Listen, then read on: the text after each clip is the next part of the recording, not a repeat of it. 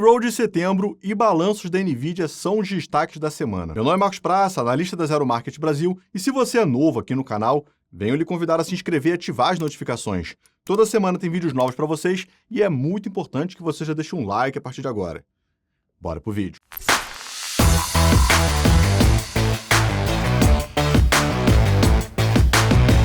Sim, pessoal, eu sei, estamos no meio do mês e teremos payroll.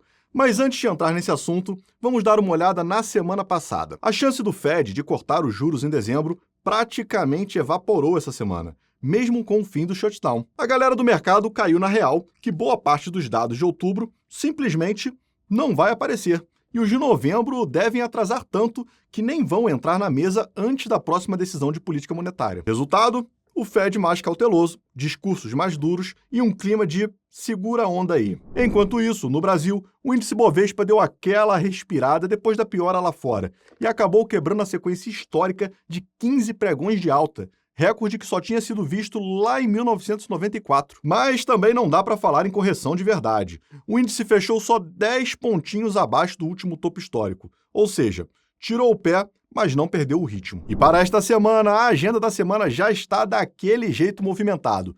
Lá nos Estados Unidos, ficou confirmado que o payroll de setembro sai na quinta-feira, dia 20, justo quando a Bolsa Brasileira estará fechada por causa do feriado da Consciência Negra. E não para por aí, vários indicadores que estavam travados pelo shutdown finalmente ganharam data. O PCI de outubro, o principal dado que o Fed usa para medir a inflação, e a segunda leitura do PIB do terceiro trimestre saem no dia 26, bem antes da reunião do Fed de dezembro. E o mercado já está praticamente fechado na ideia de que não rola corte de juros agora. É manutenção e vida que segue. Em Wall Street, o clima de tensão segue aquele papo. Será que as tech estão em uma bolha?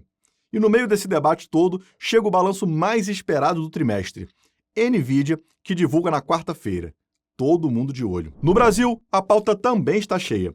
Os destaques ficam para o relatório bimestral de receitas e despesas, que dá a real sobre como estão as contas públicas.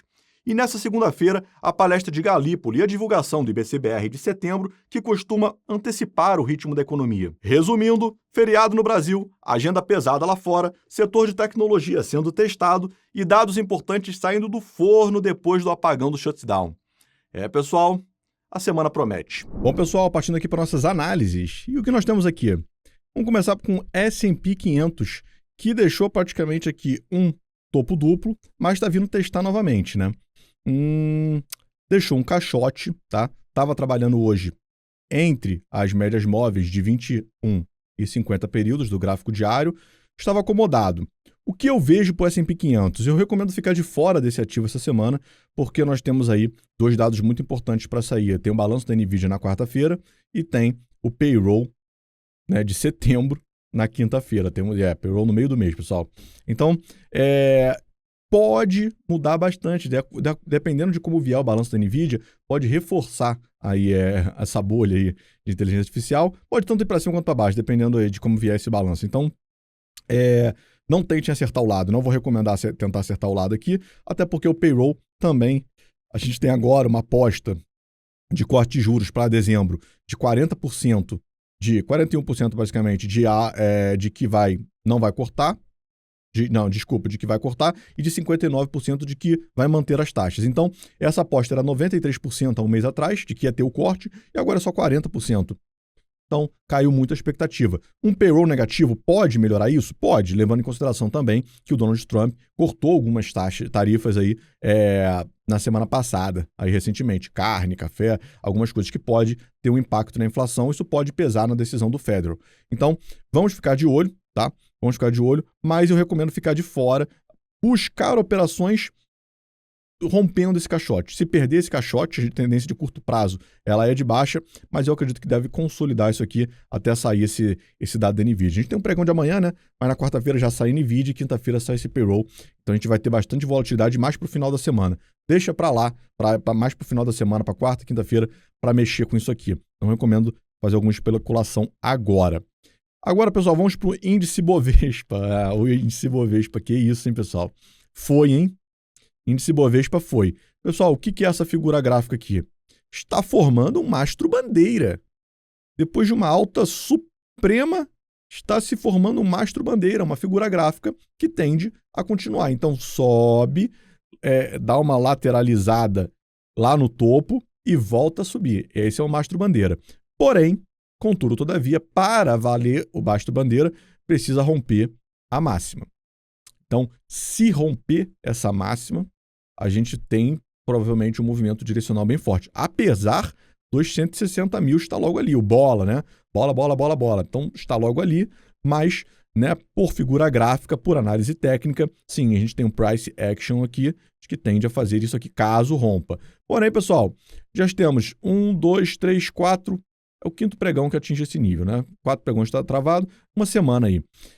Então, o que eu vou recomendar para vocês? Desenhem esse quadradinho aqui, tá? Desenhem esse quadradinho aqui. E caso ele venha a romper para mim para baixo, nós temos aqui os pontos aqui de Fibonacci, de retração, para a gente buscar, tá? Como alvo. Então, se romper para baixo, nós vamos entrar vendido. E vamos buscar aqui os alvos de Fibonacci. Se romper parcial, stop na entrada, né? E aqui já é um valor bem alto, já pode realizar total. Quem quiser buscar o meio, tende a buscar o meio, um número mais redondo, né? O meio de Fibonacci.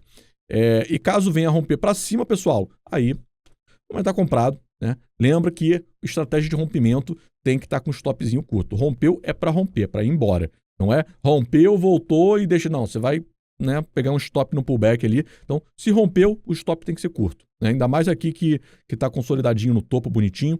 Então, façam o quadrante e vamos tanto comprar para cima quanto comprar para baixo no rompimento. Ouro, XAUSD. Ouro, pessoal, eu tinha desenhado na semana passada aqui, né? Eu tinha desenhado aqui um quadrantezinho aqui, ficou mal desenhado aqui agora, hein? Mas eu tinha desenhado basicamente esse quadrante aqui, né? Aqui assim. De que seria, no caso, poderíamos consolidar aqui por conta desse ponto aqui, né? Poderíamos novamente travar. Acontece que deu uma rompida e agora está voltando para um pullback. Eu vejo aqui, poderia se formar de curto prazo, um ombro, cabeça, ombro, invertido, né? Então cai e depois sobe e volta a testar o topo. Porém, agora, nesse exato momento, a gente está, né, corrigindo forte aqui o ouro, né? Quanto acumulação de baixa hoje? 1,44% de baixa hoje. Então, provavelmente, a gente vai testar aqui novamente esse ponto aqui, tá? Esse ponto aqui. O que acontece? Pode ser um pullback.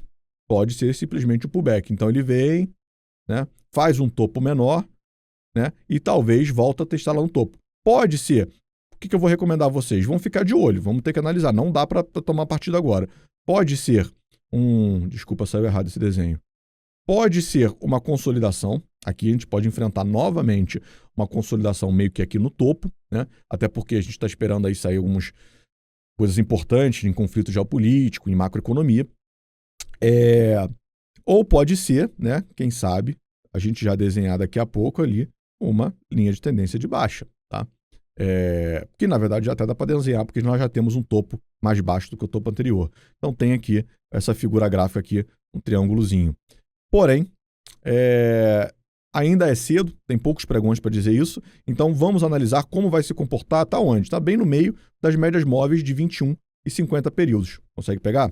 Então estava acima, trabalhando acima, estava em tendência de alta. A tendência de longo prazo, de médio e longo prazo, é de alta. Então, no curto prazo, temos aqui até uma linha de tendência de baixas, né? Vou mostrar para vocês. Porém, vamos analisar esse ponto aqui. Essa resistência ela é importante. Pode ser simplesmente o fundo de um caixote, né? Uma consolidação maior e vai ficar patinando aqui um tempo aí nesse topo. Ou, né, se perder isso aqui, aí sim a gente vai configurar uma tendência de médio prazo, né, de baixa. Né? Por enquanto, a gente não tem baixa nenhuma de médio prazo sinalizada aqui para o ouro, só alta, alta, alta, alta. Porém, esse topozinho aqui está incomodando. Se perder esse fundo aqui, tem que perder isso aqui. Vou até baixar isso aqui, ó. Tem que perder isso aqui. Se perder esse fundo aqui, aí realmente pode configurar baixa. Mas ainda é cedo para dizer que é isso. Então, vou recomendar ficar de fora também, analisando, né, o comportamento a partir de aqui. E agora vamos dar uma olhada aqui no euro-dólar. Euro-dólar, pessoal, voltou para a zona de consolidação. Tá? Recomendei algumas compras aqui, recomendei venda. Aqui deu bom para a gente. Temos sim, pessoal. Temos uma linha de tendência desenhadinha aqui também, tá? Temos uma linha de tendência desenhada aqui também, de baixa. Porém, como a gente voltou para dentro da consolidação e está basicamente com as médias móveis bem flat e no meio delas, de 21 e 50 períodos do gráfico diário, ela cruzou para baixo de 21 e do jeito que está vindo aqui, daqui a pouco, se subir mais um pouco, ela já cruza para cima novamente. Então, eu não vejo tendência, apesar no curto prazo ser uma tendência de baixa, a gente tem uma lateralizada de médio prazo e uma de alta no longo prazo.